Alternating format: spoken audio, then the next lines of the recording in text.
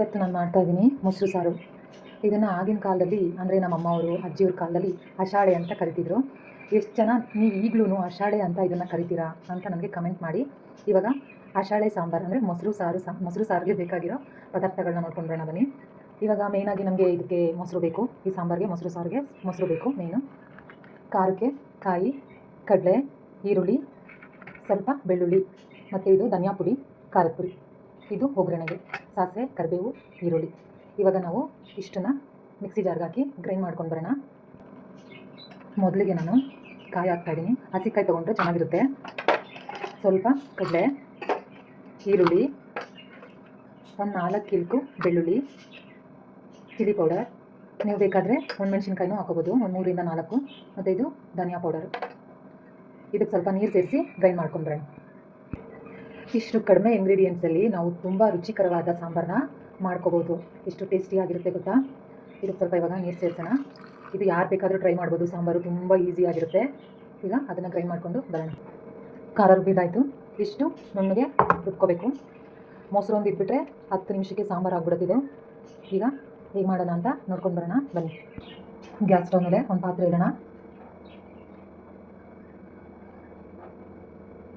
ಸ್ವಲ್ಪ ಆಯಿಲ್ ಹಾಕಬೇಕು. ನಾನು ನಿಮ್ಗೆ ಆವಾಗಲೇ ತೋರಿಸಿದ್ನಲ್ಲ, ಸಾಸಿವೆ, ಈರುಳ್ಳಿ, ಕರಿಬೇವು, ಇದನ್ನು ಒಗ್ಗರಣೆಗೆ ಹಾಕೋಣ. ಫಸ್ಟು ಸಾಸಿವೆ ಹಾಕೋಣ. ಸಾಸಿವೆ ಸಿಡಿದ್ಮೇಲೆ ಕರಿಬೇವು, ಆಮೇಲೆ ಈರುಳ್ಳಿ ಒಂದು ಸಾಕು. ಅದು ಸ್ವಲ್ಪ ಫ್ರೈ ಆದಮೇಲೆ, ಅದು 1 ನಿಮಿಷ ಬಿಟ್ಟಿದೆ, ಫ್ರೈ ಆಗಿದೆ. ಈಗ ರುಬ್ಬಿರೋ ಮಸಾಲೆನ ಹಾಕೋಣ. ಇದಕ್ಕೆ ಸ್ವಲ್ಪ ನೀರು ಹಾಕಬೇಕು, ಜಾಸ್ತಿ ಹಾಕ್ಬಾರ್ದು. ನಾವು ಕಾಫಿ ಕುಡಿತೀವಲ್ಲ, ಅದರಲ್ಲಿ ಒಂದು ಅರ್ಧ ಗ್ಲಾಸ್ ಹಾಕ್ಬಿಟ್ಟು ಈ ಜಾರಿಗೆ ಹಾಕ್ಬಿಟ್ಟು ಇದಕ್ಕೆ ಹಾಕ್ಬಿಡೋಣ. ಇಷ್ಟೇ ನೀರು ಹಾಕಬೇಕು, ಜಾಸ್ತಿ ಹಾಕ್ಬಾರ್ದು. ಇದಕ್ಕೆ ಇವಾಗ ಸ್ವಲ್ಪ ಅರಿಶಿನ ಸೇರಿಸೋಣ, ಮತ್ತು ಸ್ವಲ್ಪ ಸಾಲ್ಟ್ ಹಾಕೋಣ.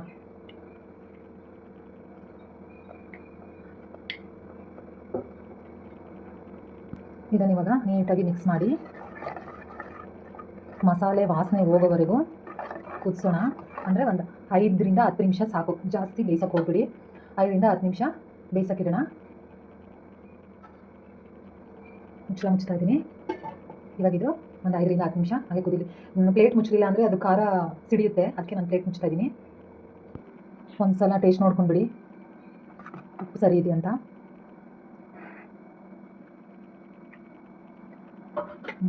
ನಂದು ಕರೆಕ್ಟಾಗಿದೆ. ನಿಮ್ದೇನಾದರೂ ಸ್ವಲ್ಪ ಉಪ್ಪು ಕಡಿಮೆ ಆಗಿದೆ ಉಪ್ಪು ಹಾಕೊಳ್ಳಿ. ಉಪ್ಪು ಏನಾದರೂ ಅಕಸ್ಮಾತ್ ಜಾಸ್ತಿ ಆಗಿದ್ರು ಏನು ಯೋಚನೆ ಮಾಡೋಕೆ ಹೋಗ್ಬಿಡಿ, ಯಾಕಂದರೆ ಇದಕ್ಕೆ ಮೊಸರು ಆ್ಯಡ್ ಮಾಡ್ತೀವಲ್ವಾ, ಆವಾಗ ಅಲ್ಲಿಗೆ ಬ್ಯಾಲೆನ್ಸ್ ಆಗುತ್ತೆ. ಇದಕ್ಕೆ ಕಾಂಬಿನೇಷನು ಎಗ್ ಬುರ್ಜಿ ಮಾಡ್ಕೋಬೋದು, ಮತ್ತು ಬೆಂಡೆಕಾಯಿ ಪಲ್ಯ ಮಾಡ್ಬೋದು. ಇವತ್ತು ಮಂಡೇ ಆಗಿರೋದ್ರಿಂದ ನಾವು ಎಗ್ ತಿನ್ನಲ್ಲ, ಅದಕ್ಕೆ ನಾನಿವಾಗ ಬೆಂಡೆಕಾಯಿ ಪಲ್ಯ ಮಾಡ್ತೀನಿ. ಈ ಮೊಸರು ಸಾಂಬಾರಿಗೆ ಬೆಂಡೆಕಾಯಿ ಆಹಾ ಏನು ರುಚಿಕರವಾಗಿರುತ್ತೆ ಗೊತ್ತಾ. ಆಮೇಲೆ ಮುದ್ದೆ ಇರಬೇಕು ಗೈಸ್. ಇದಕ್ಕೆ ಅನ್ನನೂ ಸೂಪರಾಗಿರುತ್ತೆ. ಮುದ್ದೆ ಇದ್ರಂತೂ ಇನ್ನೂ ಚೆನ್ನಾಗಿ ಊಟ ಮಾಡ್ಬೋದು. ನೀವು ಇದಕ್ಕೆ ಮುದ್ದೆನೇ ಮಾಡ್ಕೊಳ್ಳಿ. ಮಧ್ಯಾಹ್ನ ಆಗಿರೋದ್ರಿಂದ ಮುದ್ದೆ ಮಾಡ್ಕೊಳ್ಳಿ. ನೈಟಿಗೆ ಬೇಕಾದರೆ ಅನ್ನನೇ ಊಟ ಮಾಡ್ಕೋಬೋದು. ಮೊಸರು ಸಾರಿಗೆ ಕಾಂಬಿನೇಷನ್ನು ಬೆಂಡೆಕಾಯಿ ಪಲ್ಯ. ನಾನೀಗ ಬೆಂಡೆಕಾಯಿ ಪಲ್ಯ ಮಾಡ್ತಾಯಿದ್ದೀನಿ. ಮೊದಲಿಗೆ ನೀಟಾಗಿ ವಾಶ್ ಮಾಡಿ ಕಟ್ ಮಾಡಿಕೊಂಡು ಒಂದು ಬಾಣಲಿಗೆ ಸ್ವಲ್ಪ ಎಣ್ಣೆ ಹಾಕ್ಕೊಂಡು ಬೆಂಡೆಕಾಯಿ ಹಾಕ್ಕೊಂಡು ಒಂದು 10 ನಿಮಿಷ ಫ್ರೈ ಮಾಡೋಣ. ಸ್ವಲ್ಪ ಉಪ್ಪು ಸೇರಿಸಿದ್ರೆ ಅದು ಲೋಳೆ ಥರ ಇರುತ್ತಲ್ಲ, ಅದು ಸ್ವಲ್ಪ ಅವಾಯ್ಡ್ ಆಗುತ್ತೆ. ಇದಾದಮೇಲೆ ಸ್ವಲ್ಪ ಈರುಳ್ಳಿ ಆ್ಯಂಡ್ ಟೊಮೆಟೊ ಇದನ್ನು ಹಾಕಿ ಸ್ವಲ್ಪ ಫ್ರೈ ಮಾಡಿ. ನಾವು ಆಗಲೇ ಸ್ವಲ್ಪ ಉಪ್ಪನ್ನ ಸೇರಿಸ್ಕೊಂಡಿರ್ತೀವಿ ಬೆಂಡೆಕಾಯಿ ನಾವು ಫ್ರೈ ಮಾಡಬೇಕಾದ್ರೆ. ಇವಾಗ ಸ್ವಲ್ಪ ನೋಡ್ಕೊಂಡು ಹಾಕ್ಕೊಳ್ಳಿ.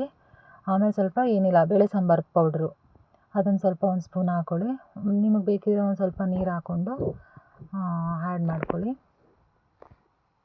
ಇದು ಒಂದು 10 ನಿಮಿಷ ಬೇಯಬೇಕು. ಮೊಸರು ಸಾರಿಗೆ ಬೆಂಡೆಕಾಯಿ. ನಮ್ಮ ಯಜಮಾನ್ರು ಸೂಪರಾಗಿದೆ ಅಂತ ಹೇಳಿದ್ರು.